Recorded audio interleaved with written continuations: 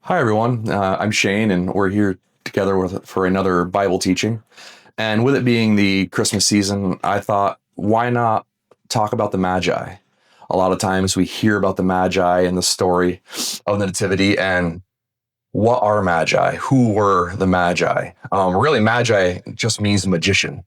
But it's not like when you think of a magician like a David Copperfield pulling a rabbit out of a hat or, a Harry Houdini. I mean, they had some sort of tricks, but it was mostly because they were educating themselves on sciences, astronomy, astrology, all these other things.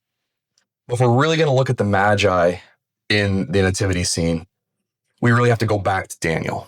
All right. So back in Daniel, in the beginning of Daniel, King Nebuchadnezzar in Babylon sieged Jerusalem. And with that, they took captives with them back to Babylon. Daniel was one of these captives. Then Nebuchadnezzar requested that all of the best and brightest, essentially, of the captives of Jerusalem would be taken in and would be trained so they'd be put into the king's service. Daniel was one of these people trained for this. Actually, right in Daniel 1:20, it says, "In every matter of wisdom and understanding about which the king questioned them, he found them 10 times better than all the magicians and enchanters in his whole kingdom. And Daniel remained there until the first year of King Cyrus." So Daniel was trained up with these magicians, these sorcerers, the wise men. Sometimes they were also referred to in certain translations. But it was very quickly, he was already outperforming them 10 times better than they were doing. So as we go on, all right, King Nebuchadnezzar has this dream, and this dream is really plaguing him. It's really causing him a lot of anguish. And he comes to his wise men, his Magi, and he says, "I need someone to interpret this dream for me." And they all come to him like, "Okay, well, tell us the dream." He goes, "No, if you really are listening and you really are who you say you are, essentially, you'll be able to tell me my dream and interpret it." And they're like, "Well, sir, your majesty, none of us could do that." He's like, "Well, if you can't do it, I'm going to tear every one of you limb from limb and kill you all." And they're like, "Well, we don't know what to tell you. We can't do it." So actually they go to start killing the Magi, the wise men, and Daniel's part of this group. And he begs for time and says, "I will go to the king and interpret this dream for him." So he has his friends pray to God. He prays to God for guidance and for wisdom. And God actually gives him the dream. And he goes back to King Nebuchadnezzar with this dream. And he tells him not only the dream, but what it means. This blew Nebuchadnezzar away. I mean, all these people who he'd been trusting for years and years and years had no idea. And this person was relatively new to his kingdom, a foreign person who was captured as part of a war, has now coming to, and he literally declares, if we go back into Daniel 2:46,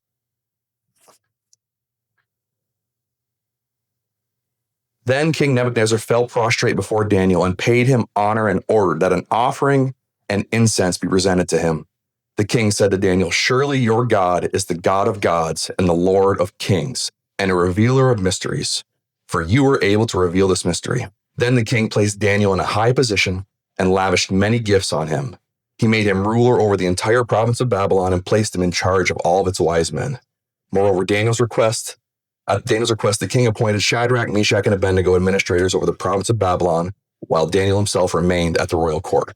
So Daniel shows up, right? God shows up for Daniel. Daniel shows out for the king, and he gets promoted now. Not only was he being trained under these Magi and these wise men, he's now their leader. He's now been put in the position of command and authority over them. All right. So as we go on further, all right, after he's promoted, King Nebuchadnezzar passes away, and King Belshazzar, he becomes the new king. He's having a party, all right, and he's kind of defiling some of the sacred cups that were taken from Jerusalem, from the temple. And all of a sudden, it's a really cool story. This hand just appears and starts writing these things on the wall, and no one can understand or interpret what they mean. So he's kind of shook up about this. So he's asking, "I need someone to interpret this. I need someone to interpret this." No one can interpret it. Well, the queen mother comes to him and says, "There was one, Daniel. He's really good at this." Essentially, what he says, he did it for King Nebuchadnezzar. Let's see if he can come forward and interpret it. All right. Well, Daniel, again, with God's guidance, God's wisdom, interprets the dream for him. All right. So he interprets these words. He comes in, he reads what these words say. He prophesies over what it means. This king, again, blown away. All right. So in Daniel 5:29,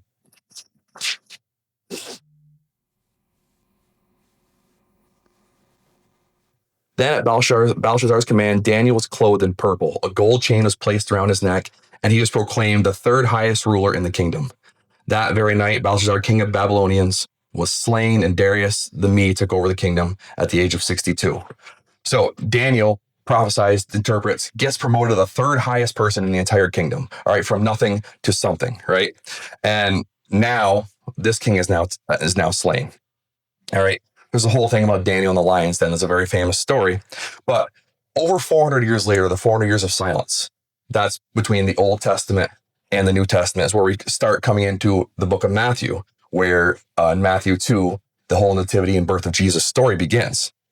All right. So in Matthew 2,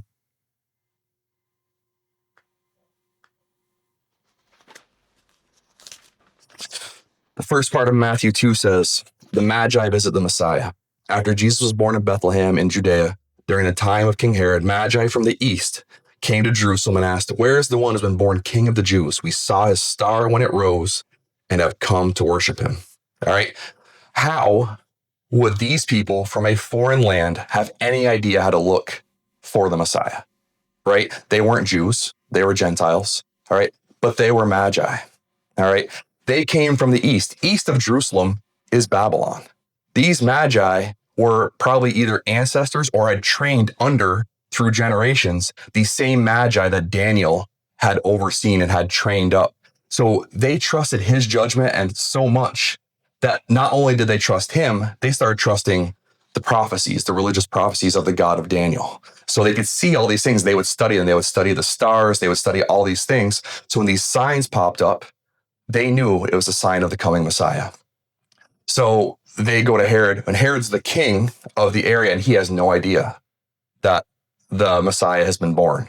All right. So he tells them, well, when you go and find him, let me know where he is so I can worship him too. Clever little ploy by Herod, because he wanted to kill Jesus. He wanted to keep the throne for himself. So they go, they worship Jesus. After they worship Jesus, instead of going back and telling Herod, they leave. They go another route because they don't want to give Jesus up to Herod. They knew something was fishy, right? The funny thing is, why would they not go and trust the king? Well, God was speaking to them too. God had given them that instinct, that sometimes that gut feeling we get, he gives all of us, that maybe it's not smart to go back there. Something might not go well, right? These Magi were really pivotal in the Jesus story, because not only did they fulfill part of the prophecy, but they also avoided Jesus being slain by Herod so he could continue on and grow up to be the Messiah. One of the things that I think is so funny is that God used Daniel in the moment, and generations later, he would never know. Daniel performed so well at what he was doing, what God asked him to do, that those around him were astounded. They could not deny God in Daniel. And sometimes it makes me think, like, what are we doing in our lives? What are we doing day in and day out? Where people, even if they don't necessarily believe in Jesus or they don't have a relationship with Jesus, they can still see him in us and know where to find him when they need to look for him. So my encouragement to everyone out there is, don't take any days off. I know it seems hard, but when you're feeling down and you're feeling low, still bring that light of Jesus with you, because you never know who may see that light of Jesus in you, and then down the road knows that you can help point them to the King and Savior. Thank you.